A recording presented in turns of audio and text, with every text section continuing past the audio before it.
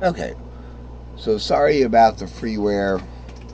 It gives me 10-minute segments, but guess what? It worked out better because it divides the video so that it's manageable.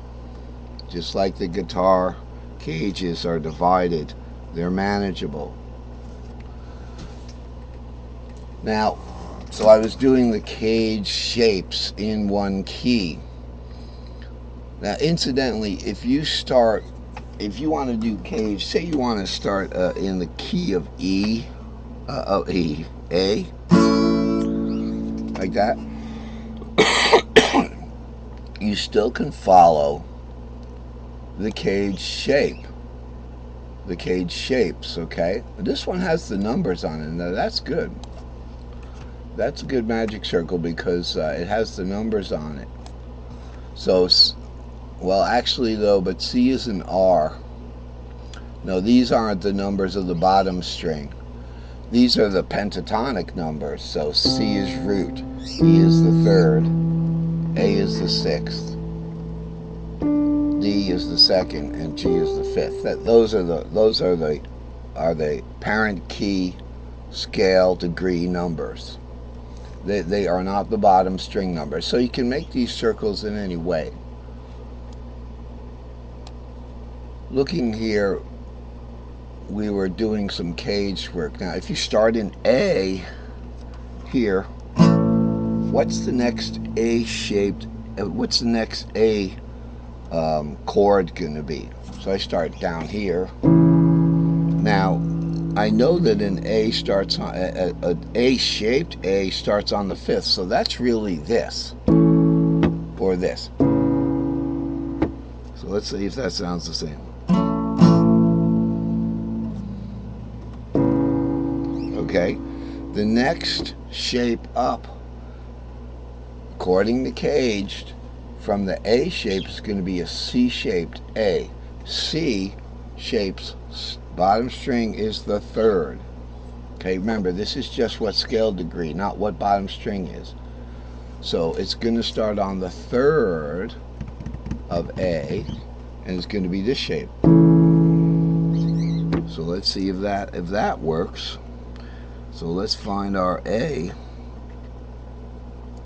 a C-shaped A. So we were starting at A-shaped A, right? Oh, it's going to be a G-shaped A. The G shape is going to start on the sixth, so it's going to be one of these guys. So here's our, okay, it's going to be this. There's your C-shaped A. Alright, so we've got to find that A somewhere, don't we? Alright, one more time. The A shape would go to the G shape because we're going in Cage, C-A-G-E-D. So the A-shaped A goes to the G-shaped A. The G is going to have the sixth on the bottom. The sixth of A is F sharp.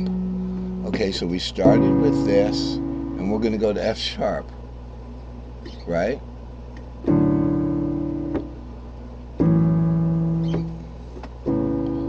Want to bring that F sharp up there. It's going to be right there. Okay, that's the sixth of A actually would be F sharp right there. Wow, something is messing up here. Oh, right, the G shape, the triad doesn't start on the sixth, but it becomes a root, so it's more like this. I'll play it up an octave. Alright, so this is the A-shaped A. This is the G-shaped A. Okay, so A is going to G. It's going to start on the sixth. So here's the A shape. Alright, G shares notes with that, so it has to be this.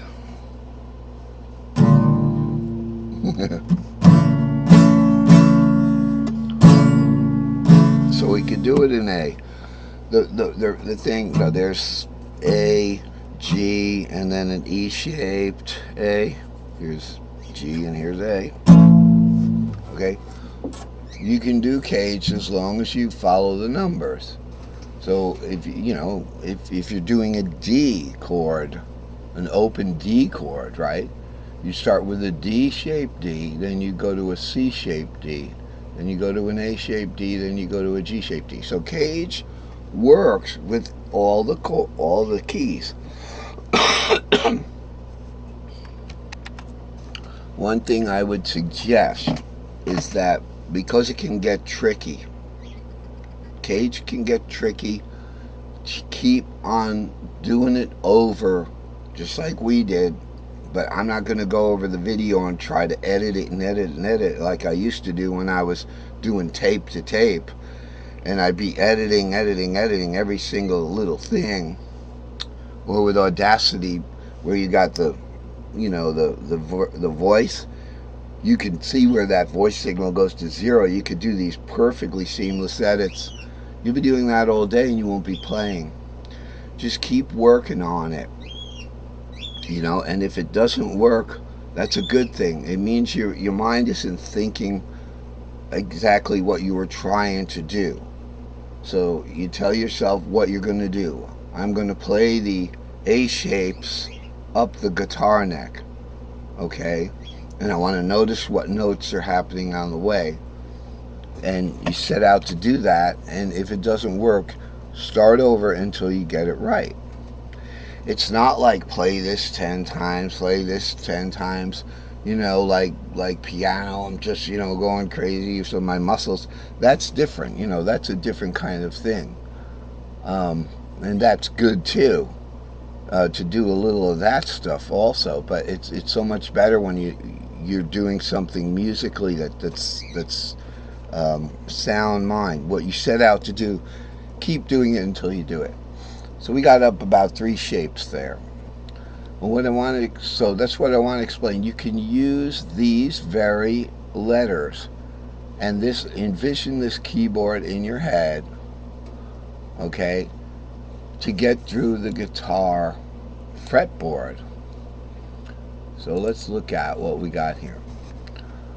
So where A is, that's A, just like that piano A note. This is the piano E note. This is that piano C note. This is the piano G note. What little scale is being played here as you go from C, A, G, E, D? And what are you playing as you go from C to G to D to A? These are fourths. It's like a circle of fourths, right? But not, because when you get to E, you're just going to go to C. And that's according to the tuning of the magic fret, where root is C, is just going to go to E the third, right there. I was going that way, but it doesn't matter. Sorry about the coughing.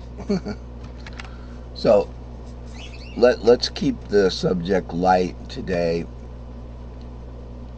What we have here is Caged has the overlap, and we can look at the overlap between the notes.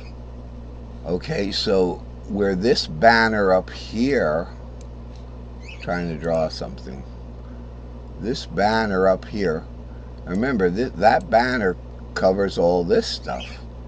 Okay, so let's make it a little thinner. That banner covers all this stuff.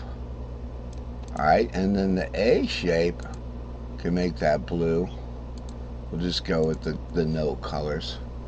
Now the A shape covers this stuff, the tripentatonic. Where's the overlap? You guessed it, right here. 2 fret overlap. Okay? And as we move along from between the A and the G shape here, now the color of the G is red, right? That C is supposed to be yellow, but we'll go back to red. So here's the G tripentatonic box. And here's the overlap. Right here is 3 frets. Okay, the overlap here is 2 frets. Now let's look at the overlap between the G tripentatonic cage and the E tripentatonic cage.